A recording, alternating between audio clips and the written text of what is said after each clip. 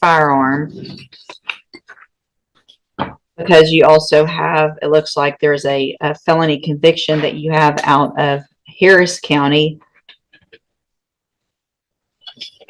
So the fact that you had that conviction and got the probation already was, anyway. That was essentially, I'll just let the court know that he was being held, he had a hold for that case. All kind of at while the we same handled the time. robbery here, Your Honor. I think he was transported back. Mr. Rojas, you may proceed with argument. Thank you, Judge. In the updated PSI, the recommendation, the last recommendation from probation is safety continuum. Go ahead, I'm sorry. And certainly, Ms. Harris is willing to do that. However, she would ask the court to consider something else given her circumstances. She's, as stated in the PSI, she's heard things about the JCDI program. She would like to have a chance in the JCDI program.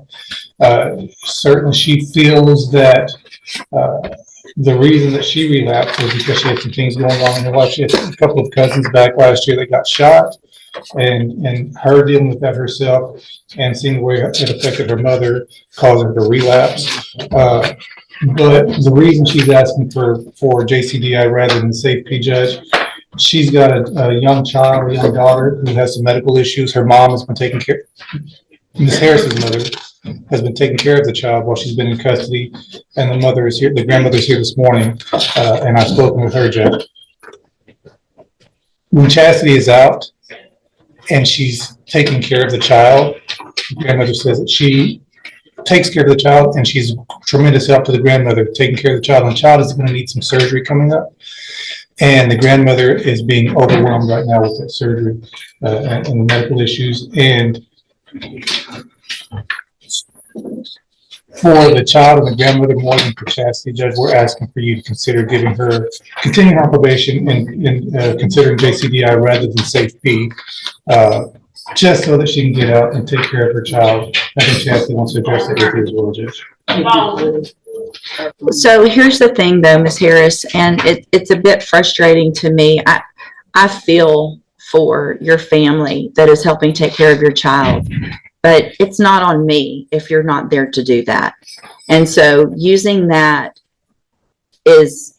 doesn't really go very well with me, because it's you that put yourself where you are. You've already been. You're a convicted felon. You've been given chances at probation that got revoked. You got time in prison. Then you are placed on probation and given this great opportunity for possessing a firearm while you're on probation.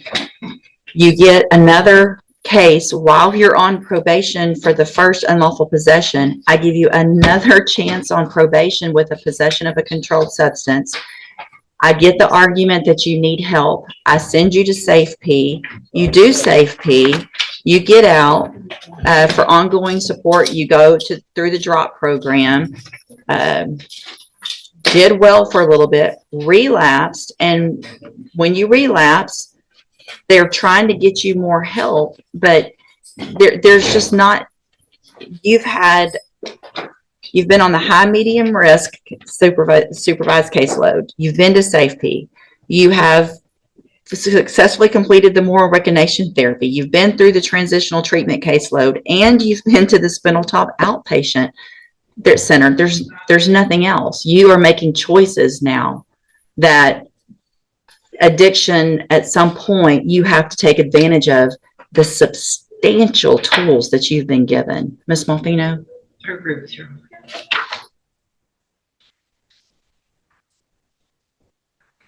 Also, it's concerning to me that in the update PSI, she denies that she has a drug problem when clearly that's a big issue. And I do feel sorry for the situation that she's in. We're going to find, Ms. Harris, that again, you entered your pleas of true to counts 1 and 3 freely and voluntarily. I find those counts true. Also find count 2 true. Find sufficient evidence to find you guilty in each of your cases. And cause number 17-28 222 finds you guilty of the third-degree felony offense of possession of a firearm by a felon, sentence you to a term of 6 years in the institutional division of the Texas Department of Corrections. You will receive credit on that sentence for any time that you've been in custody that the law gives you the right to receive. And cause number 20-35466. What level offense is that one?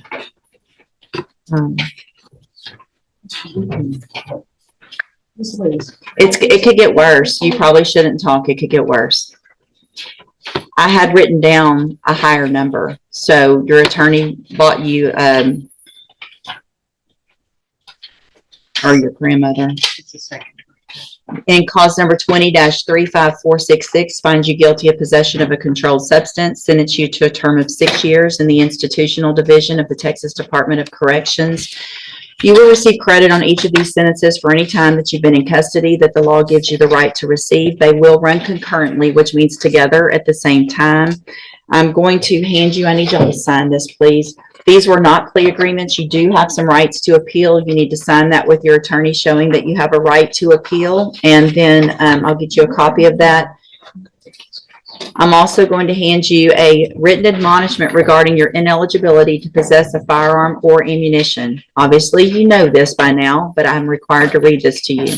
Because of the judgments entered against you, you're ineligible under Texas law to possess a firearm or ammunition. Possession of a firearm or ammunition could lead to charges against you. Firearm is a legal term, and you should read the written admonishment I provide you to see what devices qualify as a firearm. If you have questions about the laws that make you ineligible to possess a firearm or ammunition or about how long that lasts, you can talk to Mr. Rojas and hear. Good luck to you, ma'am. You can go back with the bailiff.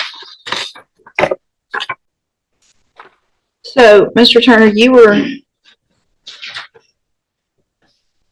just revoked back in October of 2021 and received a state jail sentence. Whose court was that in? Was that here? Yes, ma'am. So I know then for certain that I read to you those written admonishments about not possessing a firearm, right? Yes, ma'am. And you have a prior terroristic threat, you have a prior assault causing bodily injury, and you're walking around with some other young person with guns and shooting at random with hoodies on. I mean, then I've got 1, 2, 3, 4, 5, 6 in the last month and a half, 6 incident reports from the jail where you cannot follow the instructions. At this time, I'm going to find that you entered your plea of guilty freely and voluntarily. Find sufficient evidence to find you guilty, and at this time find you guilty of unlawful possession of a firearm by a felon. I'm going to sentence you to a term of 5 years in the institutional division of the Texas Department of Corrections. You will receive credit on that sentence for any time that you've been in custody that the law gives you the right to receive. I'm going to hand you the trial court certification that shows that this was an plea agreement that I followed, and so you've waived your right to appeal. Understand that you're fairly young, but you've been given some opportunities already, and obviously you're out there doing some things that could lead you to be in here for something much worse, where you've actually shot someone. It's just not, the running around with guns and shooting has got to stop, and all I can think of is the longer I can keep you away from society, probably the better at this point, because you can't learn. You haven't been able to learn from your past mistakes. I hope that you do, and I hope that you do this time and you get out and you change your life. But you're going to have to make those changes. There's help for you out there wherever you need it. There's help in TDC if you need it. But I don't feel like I have a choice today. I'm also handing you, just like I did before a couple of years ago, the written admonishment regarding your ineligibility to possess a firearm or ammunition. I'm required to read this to you again. You should pay attention. Because of the judgment entered against you, you are ineligible under Texas law to possess a firearm or ammunition. Possession of a firearm or ammunition could lead to charges against you.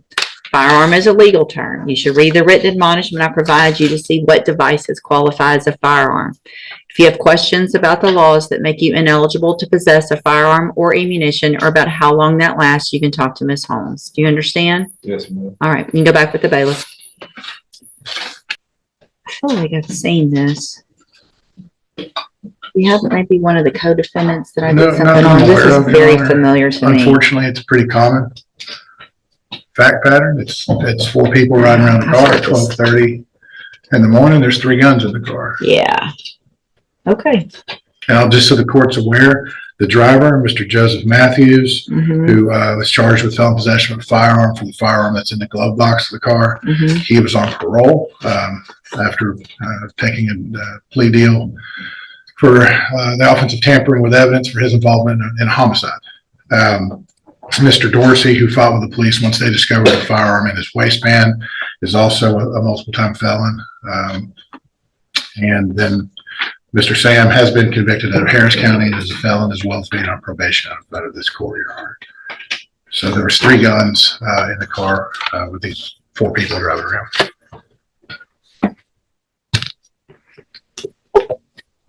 In a deferred probation, motion to revoke a deferred probation, they're typically, you're entitled to a bond, but there is a provision that allows me not to. I think it's just based on the evidence, which is what I'll do. And if there's any other issues, we'll do it that way.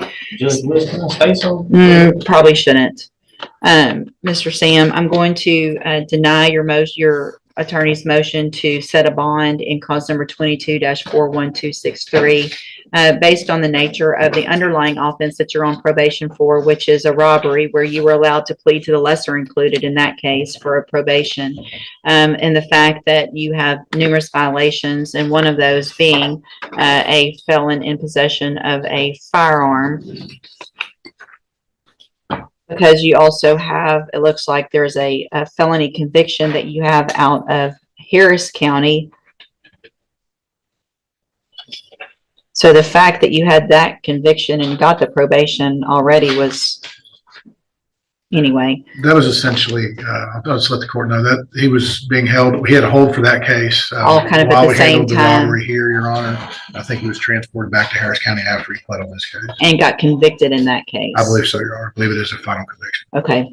And so based on the nature of the underlying facts that are alleged in that new offense, the fact that it is alleged that you were in a vehicle with several other people with at least 3 guns, other ones that are on parole and convicted felons as well. Obviously, all of that's a violation of your probation, I think, in the interest of the safety of our community.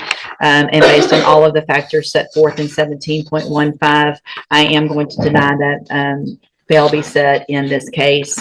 If you will get that other case fast tracked if possible, so that it can get go through the grand jury process. If something happens and that case is not indicted, then I will reconsider at that point. Mr. Rojas, I would allow you to file another motion and I would reconsider that.